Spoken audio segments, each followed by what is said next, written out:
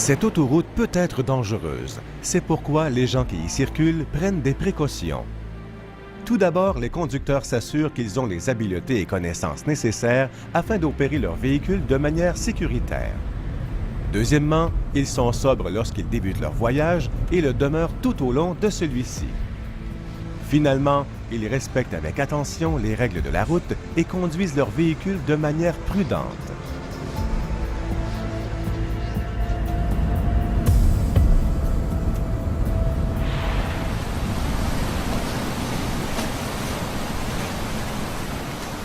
Une voie navigable peut être tout aussi dangereuse qu'une autoroute, particulièrement si l'on se trouve dans une petite embarcation de plaisance.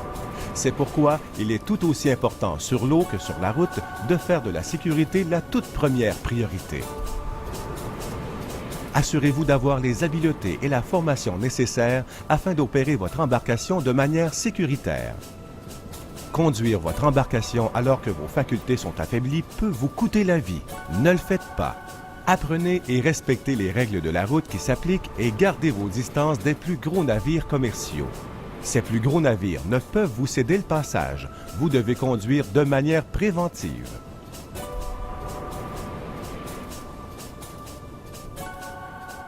Par l'entremise de la technologie opérée au Centre de simulation maritime des pilotes du Bas-Saint-Laurent à Québec, nous pouvons nous transporter sur le pont d'un grand navire commercial et voir de quelle manière les embarcations de plaisance sont perçues. Montons donc à bord d'un navire commercial en compagnie d'un pilote maritime afin d'apprécier sa perspective. Si le champ de vision du pilote à partir du pont est toujours limité de quelque manière, cette contrainte varie en fonction du fait que le pilote se trouve à bord d'un pétrolier, d'un navire de marchandises générales ou d'un porte-conteneurs. La visibilité varie aussi s'il s'agit d'un après-midi ensoleillé ou d'une journée pluvieuse ou si nous sommes de nuit. Ces contraintes de visibilité et dans le champ de vision à partir du pont des navires commerciaux sont des facteurs très importants lorsqu'on considère comment la sécurité peut être assurée quand ces navires partagent un plan d'eau avec des embarcations de plaisance. Ce défi est le même partout au Canada, que l'on soit près de Halifax, Montréal, Hamilton, Windsor, Victoria, Vancouver ou encore à Québec. Dans chacun de ces endroits, les navires commerciaux doivent franchir des zones où se trouvent de nombreuses embarcations de plaisance. Cette interaction constitue toujours un défi et peut aussi devenir dangereuse. Une simulation permet de voir de quelle manière cela peut être le cas. Le pilote Daniel Aubert est à bord d'un porte-conteneurs depuis plusieurs heures. Ayant débuté à la station de pilote des Escoumins, son périple de 122 000 nautiques touche à sa fin alors qu'il approche de la station de pilote de Québec où un autre pilote prendra sa relève pour assurer la conduite jusqu'à Trois-Rivières. Celui-ci sera par la suite relevé à son tour par un autre confrère ou consoeur qui poursuivra jusqu'à Montréal. Certains navires poursuivent leur route encore plus loin dans la voie maritime du Saint-Laurent pour atteindre les ports des Grands Lacs. Tout au long de leur parcours, ces navires sont sous la conduite de pilotes à la connaissance locale experte afin d'assurer une navigation sécuritaire. Il en va de même en Colombie-Britannique, le long de la côte ouest canadienne, ainsi que dans les principaux ports de l'Atlantique. Ici, à l'approche de l'endroit où s'effectuera le changement de pilote devant la ville de Québec, la situation sur la passerelle est tendue. Une forte concentration d'embarcations de plaisance profite de la journée et du vent favorable. De plus, le pilote a été averti par le contrôle maritime qu'une régate de voiliers est présentement en cours. Plusieurs voiliers sont regroupés et suivent un trajet allant du nord vers le sud. Et il s'agit probablement des régatiers. En conservant mon cap un peu plus longtemps, je pourrais passer derrière eux, puis amorcer la giration du navire sur bâbord et positionner le navire en parallèle avec le quai afin de procéder au changement de pilote. Les autres voiliers ne semblent pas pour l'instant poser problème. Toutefois, un bateau à moteur sur tribord semble vouloir croiser ma route. Espérons qu'il changera d'idée. Capitaine, réduisez la machine au minimum.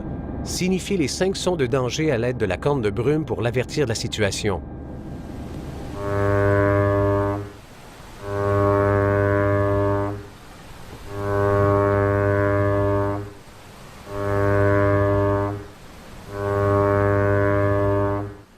On dirait qu'il va traverser à l'avant. Émettez 5 sons brefs à nouveau.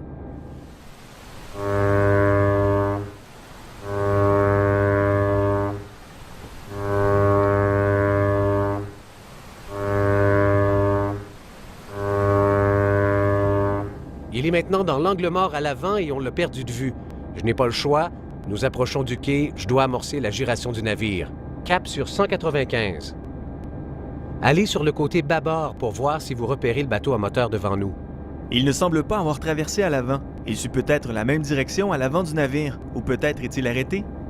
Aurait-il eu une panne de moteur? Ah, le voici qui revient finalement sur tribord. Il s'éloigne. Ouf, c'était vraiment proche. Dans la situation que nous venons de voir, la meilleure option pour le plaisancier aurait été de passer derrière le porte-conteneur et à une bonne distance, de sorte à ne pas être affecté par l'effet provoqué par l'hélice du navire. La décision de passer à l'avant du navire pouvait avoir de graves conséquences puisque la marge de manœuvre du porte-conteneur est très restreinte. Vous croyez que cette situation n'est pas réaliste? Voyons voir.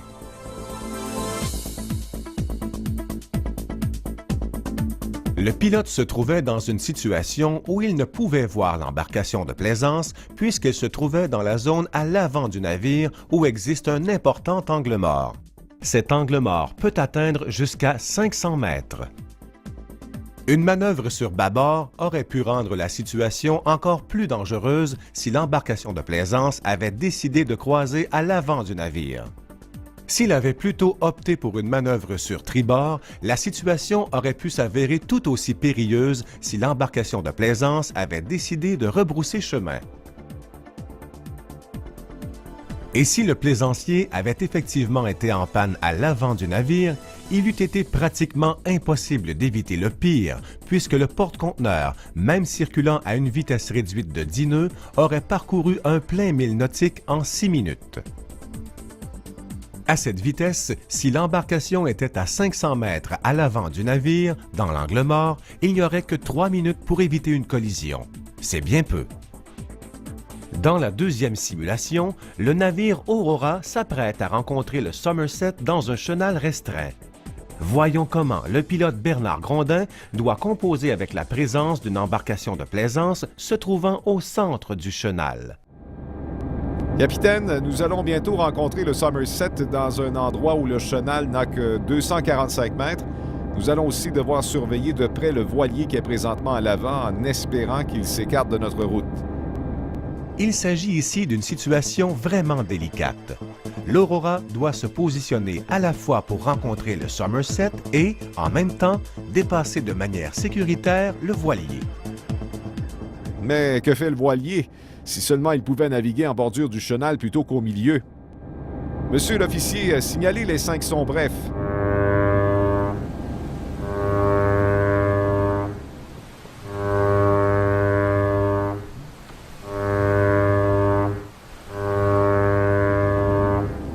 Capitaine, je vais communiquer avec le Somerset afin de coordonner notre rencontre.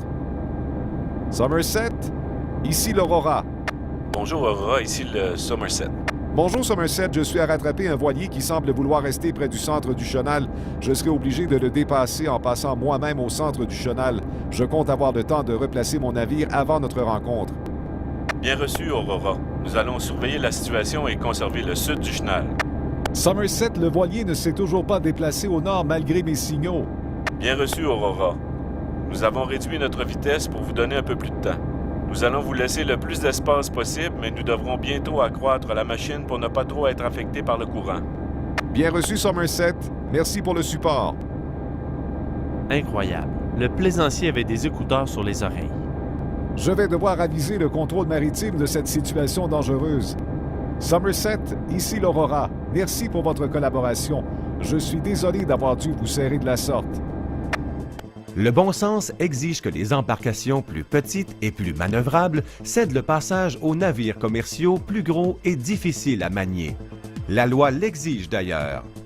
Les navires de longueur inférieure à 20 mètres et les navires à voile ne doivent pas gêner le passage des navires qui ne peuvent naviguer en toute sécurité qu'à l'intérieur d'un chenal étroit ou d'une voie d'accès. Règlement sur les abordages, règle 9B. Des règlements internationaux, canadiens ou locaux couvrent tous les aspects de la circulation maritime. Mais dans une voie restreinte, telle que le port d'Halifax, de Vancouver ou le fleuve Saint-Laurent, en dernière analyse, tout tient en 3 mots qui peuvent à eux seuls garder nos voies navigables à la fois plaisantes à employer et sécuritaires. Gardez vos distances. Toute embarcation de plaisance se trouvant à proximité de navires commerciaux peut donc éviter le danger en appliquant cette simple règle. Tous ces règlements disent que, par-dessus tout, la responsabilité d'éviter un abordage est placée sur le navire qui a la meilleure chance d'éviter l'autre. Les 2 exemples que nous avons vus ensemble démontrent que, normalement, ce sera l'opérateur du plus petit navire, vous. La navigation de plaisance est un hobby magnifique. Assurez-vous de faire en sorte qu'il soit aussi sécuritaire. Rappelez-vous, soyez prudents, gardez vos distances.